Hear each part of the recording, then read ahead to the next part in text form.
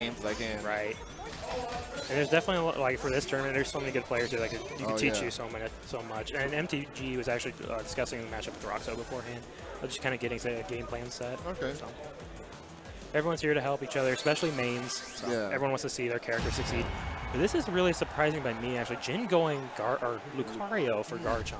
So maybe he just doesn't feel comfortable, you know, in the neutral or defense against It might Garchomp. be, yeah. And see, I'm sure he has a lot of historic data on Garchomp. So yeah, from playing it so much, so, so might as well go with what you're comfortable with. I respect that choice. Yeah.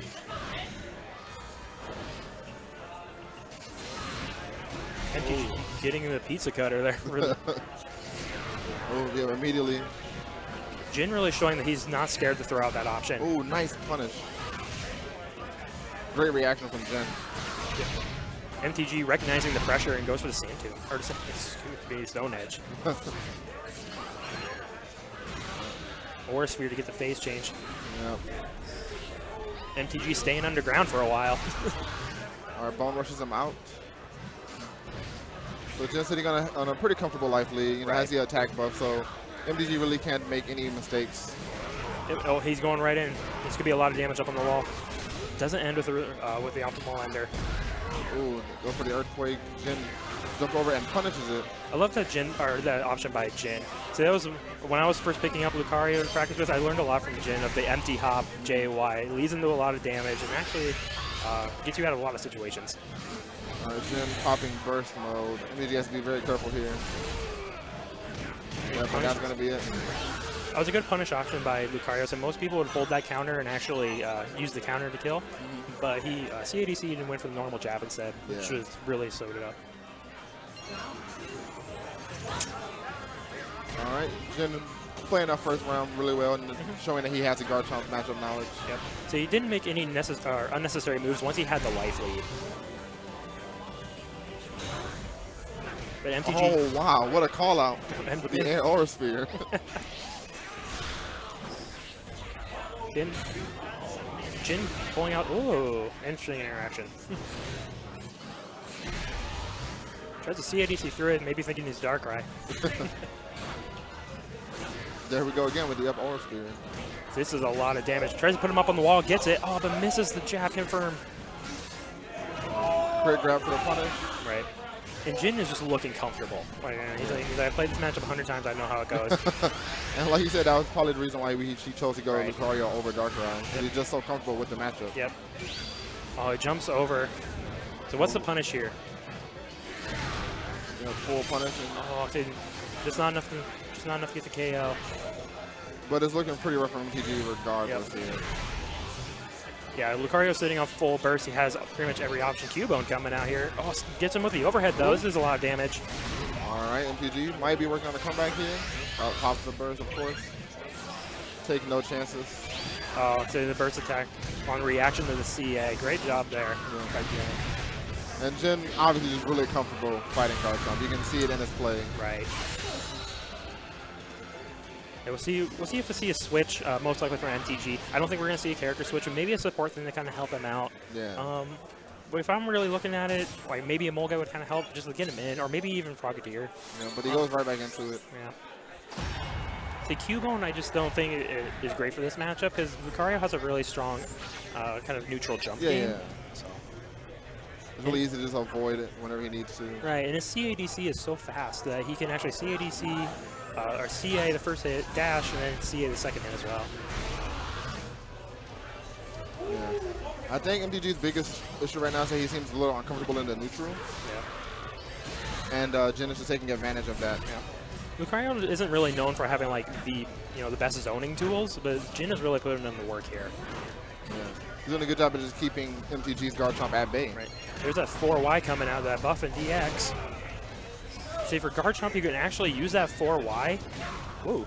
You can use that 4Y and cancel in the running stance from it now, which is such a strong tool. Lucario is a CA, able to beat out Garchomps there. They had a little bit of a standoff there. Full punish. Oh, actually didn't go for the correct punish and went right into the Stone Edge. All right, some solid damage.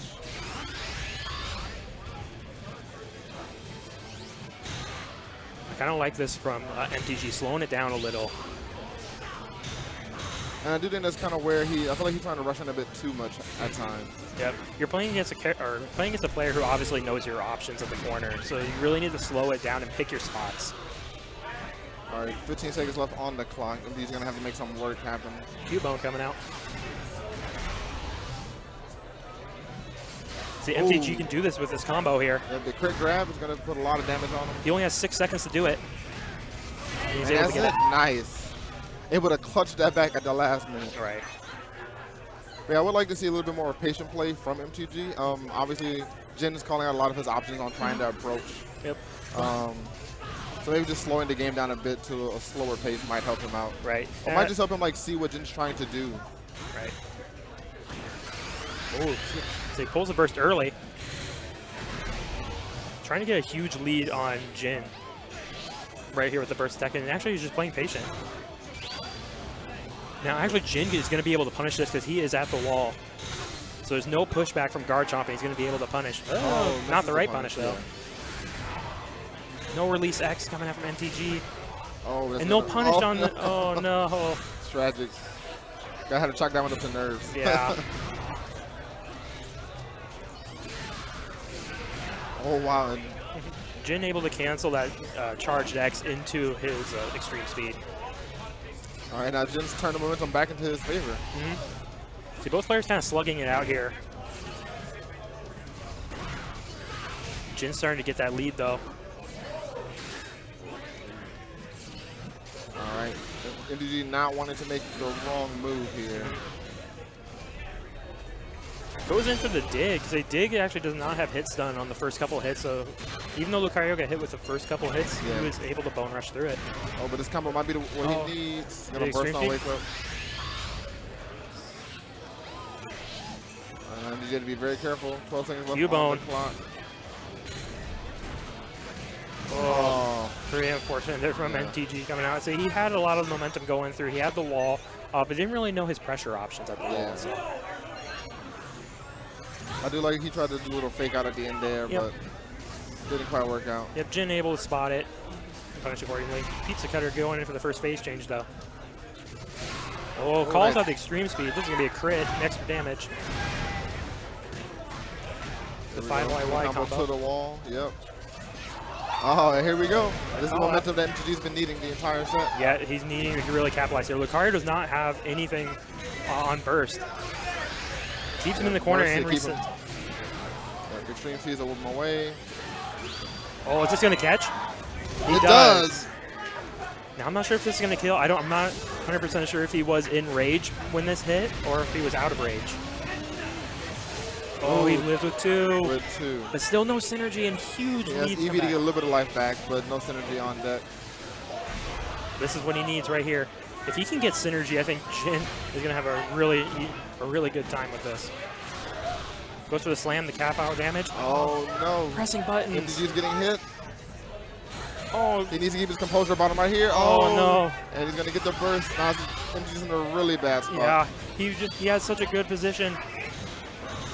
Oh, the Cubone not able to bomb. Oh, no, and the up Aura Sphere once again. The 8Y coming out there from Jin. So MTG has such a lead there. Yeah. There was a few missed punish opportunities, so I think it's going to be really good for him moving forward to look back on this match and see, okay, when he did this move, I can punish it here. Yeah, exactly. Yeah, and that's an important thing for any player getting into fighting games of any time.